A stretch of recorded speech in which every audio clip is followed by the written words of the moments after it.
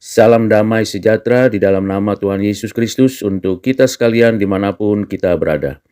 Mari kita membuka Alkitab kita membaca Mazmur 35, ayat yang ke-9 sampai yang ke-28. Demikianlah firman Tuhan. Tetapi aku bersorak-sorak karena Tuhan, aku girang karena keselamatan daripadanya. Segala tulangku berkata, ya Tuhan, siapakah yang seperti Engkau, yang melepaskan orang sengsara dari tangan orang yang lebih kuat daripadanya, orang sengsara dan miskin dari tangan orang yang merampasi dia? Saksi-saksi yang gemar kekerasan bangkit berdiri, apa yang tidak ku ketahui itulah yang mereka tuntut daripadaku. Mereka membalas kebaikanku dengan kejahatan, perasaan bulus mencekam aku.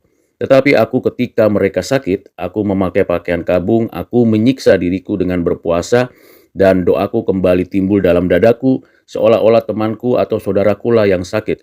Demikianlah aku berlaku, seperti orang yang berkeluh kesah karena kematian ibu. Demikianlah aku tunduk dengan pakaian kabung. Tetapi ketika aku tersandung jatuh, bersukacitalah mereka dan berkerumun melawan aku. Orang-orang asing yang tidak kukenal menista aku.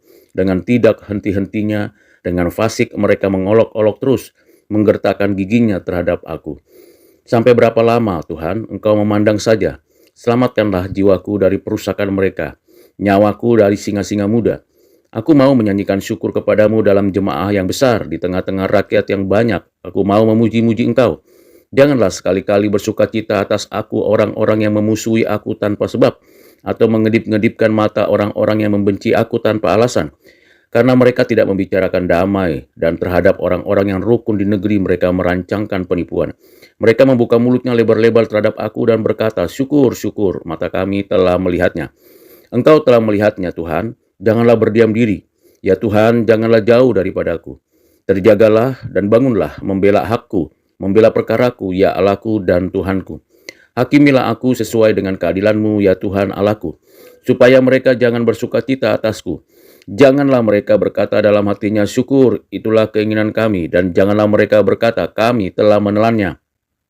Biarlah bersama-sama mendapat malu dan tersipu-sipu orang-orang yang bersukacita atas kemalanganku. Biarlah berpakaian malu dan noda orang-orang yang membesarkan dirinya terhadap aku. Biarlah bersorak-sorai dan bersukacita orang-orang yang ingin melihat aku dibenarkan. Biarlah mereka tetap berkata, Tuhan itu besar. Dia menginginkan keselamatan hambanya. Dan lidahku akan menyebut-nyebut keadilan-Mu, memuji-muji Engkau sepanjang hari. Demikianlah firman Tuhan, yang berbahagia kita yang menyimpannya, memahaminya dengan baik, dan melakukannya dengan tepat. Saudara yang kekasih di dalam Kristus, dari ayat-ayat yang sudah kita baca dengarkan, beberapa prinsip pembelajaran yang dapat kita mengerti dan dapat kita terapkan. Yang pertama, apa yang kita perbuat kepada orang lain yang baik, yang benar, yang adil, belum tentu kita juga dapat diperlakukan oleh mereka seperti itu. Ada banyak pengalaman apa yang kita tabur yang baik, apa yang kita nyatakan yang baik, apa yang kita lakukan yang baik. Ternyata banyak orang membalasnya dengan kejahatan.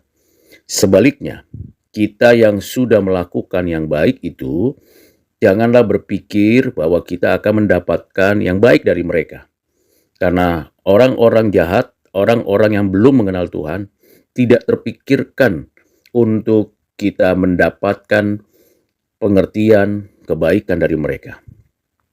Prinsip yang kedua, seringkali kita menemukan dan mengalami sendiri ketika kita mengalami kesulitan, kesusahan, keterpurukan, dan hal-hal yang lain yang bisa saja membuat kita menderita atau susah, janganlah berpikir bahwa orang lain itu akan memperhatikan kita.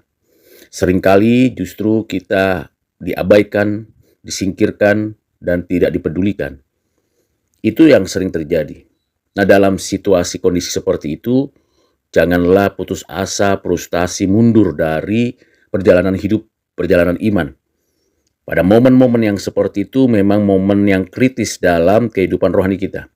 Saat itulah kita bergantung, berseru, berharap kepada Tuhan. Dan saat itulah kita menyaksikan Tuhan memperhatikan kita. Memang kita meminta kepada Tuhan supaya Tuhan nyatakan keadilan, tapi jangan berharap dari manusia. karena kita akan kecewa dan dikecewakan. Pembelajaran yang ketiga yang dapat kita mengerti adalah kita fokus saja kepada Tuhan. Sekalipun bantuan, pertolongan, perhatian belum langsung kita rasakan. Kita bersyukur saja kepada Tuhan. Walaupun orang lain di sekitar kita, siapapun yang mungkin pernah melihat menyaksikan kita mencibir bibirnya, bahkan berupaya memusuhi kita, membenci kita, karena di dalam hati mereka tidak ada damai sejahtera, maka kita tetap saja memohon kepada Tuhan. Agar kiranya Tuhan menyertai kita, membela hak kita, dan membuat kita tetap bergantung, bersandar kepada Tuhan. Dengan demikian kita bersukacita dalam kesulitan dan ketidakberdayaan kita. Disitulah spiritualitas kita terbangun, terbentuk, dan kita makin kenal Tuhan. Yang berikutnya, pembelajaran yang terakhir ialah melalui perjalanan iman kita melewati kesulitan seperti itu, kadang diperhatikan dan lebih banyak diabaikan, tidak dipedulikan. Ketahuilah, ada juga orang-orang yang memberikan diri mengerti tentang itu, sehingga kita sungguh mendapatkan pertolongan dari Tuhan. Dan kita menikmati. Dengan demikian orang lain juga melihat perjuangan iman kita, dan mereka pun mau bersorak-sorai kepada Tuhan. Dengan keadaan demikian, kita pun memuji-muji Tuhan sepanjang hari. Artinya, dari 4 hal pembelajaran itu, kita mengerti, tetaplah bersandar, bergantung, dan fokus kepada Tuhan. Seperti yang dialami pemazmur, yaitu Raja Daud. Raja Daud mengalami seperti yang saya sudah jelaskan dan sebutkan. Berbuat baik, tapi diabaikan. Ketika mereka meminta bantuan, mereka yang memusuhi Raja Daud, mereka kita doakan. Ada orang-orang yang sakit di sekitar kita, kita doakan, kita kunjungi, kita serahkan kepada Tuhan, biar Tuhan nyatakan kehendaknya. Tetapi ketika kita mengalami kesulitan, jangan berharap mereka peduli dan perhatikan kita. Bersorak-sorailah, bersukacitalah di dalam Tuhan. Karena kita akan menikmati penyertaan Tuhan dalam sorak-sorai tersebut. Kiranya kita selalu bersyukur dan bersyukur hanya kepada Tuhan. Bukan bersyukur karena orang lain susah, sulit, sukar. Bukan bersyukur karena kehebatan kemampuan kita. Bersyukur karena Tuhan baik untuk kita dan untuk orang lain. Tuhan Yesus memberkati kita sekalian. Amin.